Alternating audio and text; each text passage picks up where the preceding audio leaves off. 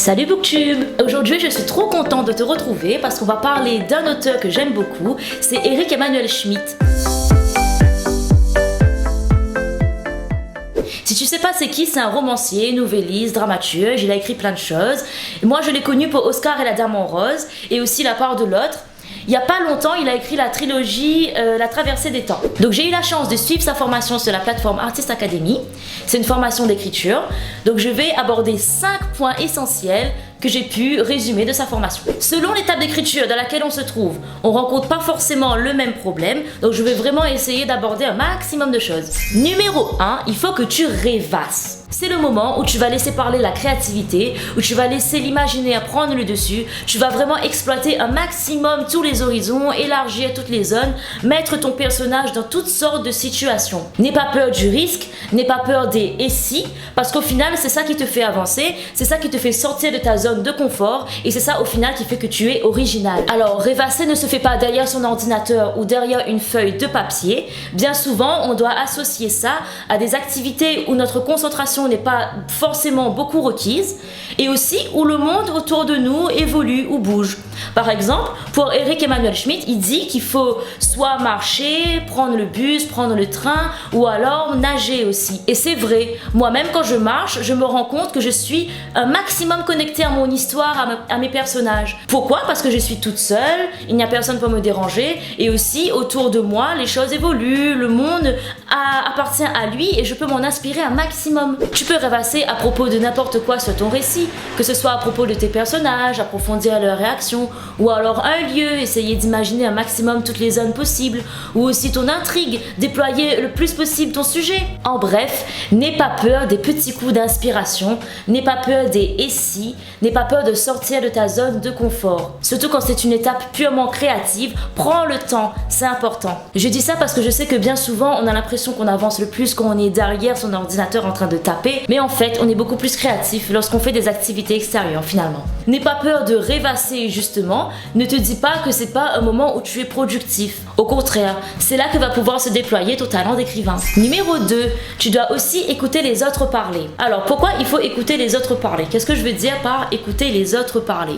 En fait, c'est pas simplement pouvoir tenir une conversation, répéter ce que la personne vient de dire, c'est vraiment observer, écouter leurs sentiments, leurs émotions, comment ils réagissent verbalement, physiquement, qu'est-ce qui les fait réagir, pouvoir tout dire, pouvoir tout décrire pour pouvoir mieux le retranscrire. Comment pouvez-vous être authentique dans votre écrit si vous n'avez pas vous-même assisté à une situation de colère ou de tristesse? Essayez d'être un maximum observateur lorsque vous échangez avec les gens pour pouvoir au mieux le retranscrire dans votre récit. Finalement, il n'y a pas de secret.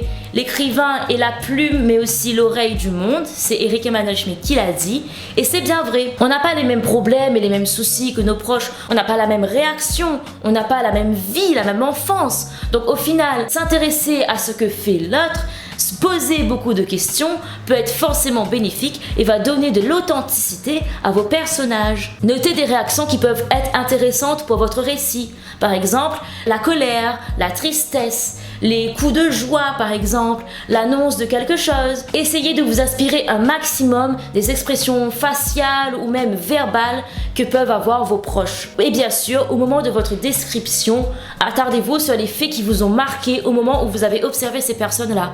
Par exemple, si elle est en train de se mettre en colère, au lieu de banalement décrire ses sourcils qui se froncent, exprimez-vous plutôt sur sa bouche qui se cripse ou alors sa voix qui a pris une tonalité différente. Le but est de vraiment retranscrire l'émotion humainement et de pas simplement se baser sur des faits clichés. Par exemple, si vous voulez exprimer la joie, évitez les « elle sauta de joie ». Essayez de vous attarder plutôt sur les expressions des yeux par exemple. Donc tout ce travail se fait en regardant les autres, en les écoutant, en notant les détails qui marquent quand nos proches expriment les émotions finalement. Plus vous aurez échangé avec les autres, plus vous saurez un maximum sur comment réagissent les autres. Parce que finalement, tout le monde ne réagit pas de la même manière.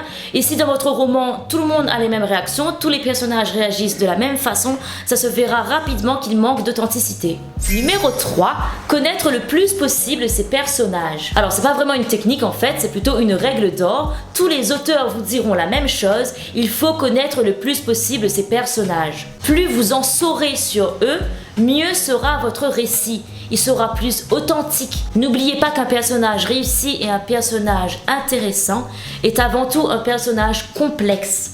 Et pour Eric Emmanuel Schmitt, un personnage complexe est un personnage contradictoire. Et c'est vrai que finalement, la contradiction amène à la fascination. Il donne un exemple. Si un de vos personnages est un petit bout de femme, tout mignon, pas très grand, avec des petites couettes, et finalement s'avère avoir un grand caractère qui parle très fort et qui ne se laisse jamais faire, ça amène de la contradiction et aussi de la fascination. Plus vous vous poserez de questions au sujet de votre personnage, plus vous lui attribuerez des traits, plus il sera vivant et authentique. Donc posez-vous toutes sortes de questions, que ce soit physique, est-il grand, petit, blond, brun, roux? A-t-il des taches de rousseur? De quelle couleur sont ses yeux?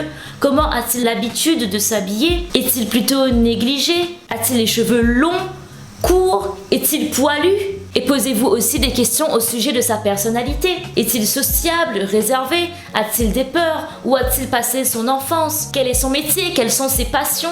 S'entend-il avec sa famille? A-t-il des regrets, des secrets? Exploitez toutes les zones. Vous devez vraiment donner vie à votre personnage. Il doit pouvoir vous surprendre. Il y a une technique intéressante qu'a partagée Eric Emmanuel Schmitt et que je teste également. C'est de faire comme si votre personnage passait votre journée à votre place.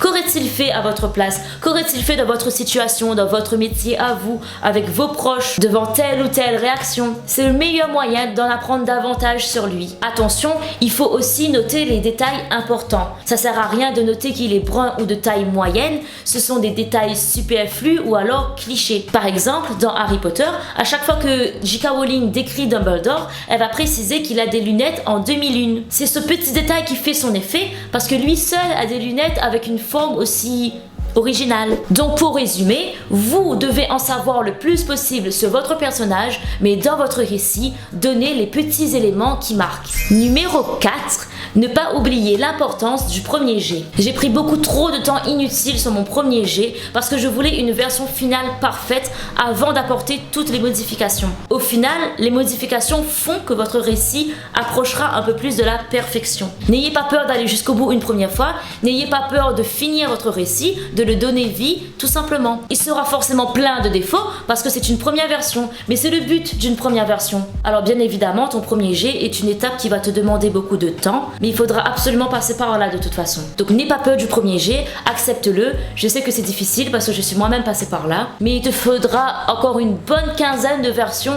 avant d'aboutir à la version finale. Eric Emmanuel Schmitt disait aussi qu'il ne faut pas s'attarder sur la forme, mais simplement le fond. Vous allez pouvoir déplacer les chapitres, décider s'il y a un prologue ou non à la fin. Au début, encore une fois, laissez parler de la créativité et couchez tout sur le papier. Ne vous posez pas trop de questions, essayez surtout de retranscrire ce qui vous tient à cœur et le cheminement de votre histoire. Une fois que vous aurez terminé votre premier jet, vous pourrez ensuite attaquer le reste.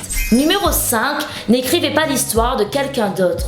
Vous aurez beau déployer votre sujet le plus possible, avoir des personnages le plus authentiques qui soient, et vous pourrez passer par le nombre de versions que vous voudrez. Si vous écrivez une histoire qui n'est pas la vôtre, votre récit ne fonctionnera pas de toute façon. Ce qu'il faut, c'est que vous preniez d'abord un sujet que vous maîtrisez, mais aussi un sujet qui vous tient à cœur. Eric Emmanuel Schmitt a dit qu'il lui est déjà arrivé de travailler pendant un certain temps sur un roman, aller jusqu'au bout, voire presque à sa publication, avant de se rendre compte que finalement il lui manquait quelque chose, c'était tout simplement que ce n'était pas son histoire. Si on n'a pas la flamme, si on n'a pas le carburant, ça sert à rien.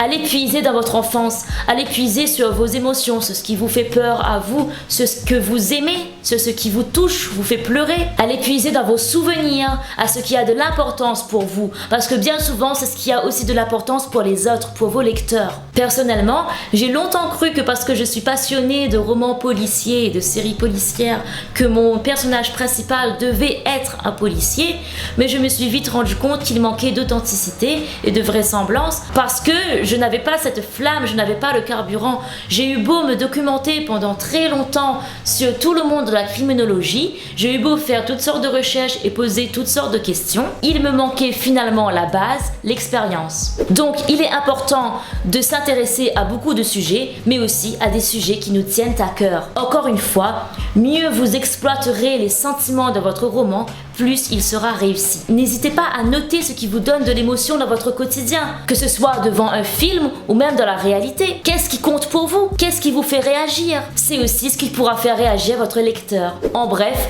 l'authenticité est la clé de votre roman. Il faut que ce soit vous. Tu as certainement dû remarquer que j'ai passé du vouvoiement au tutoiement pendant cette vidéo.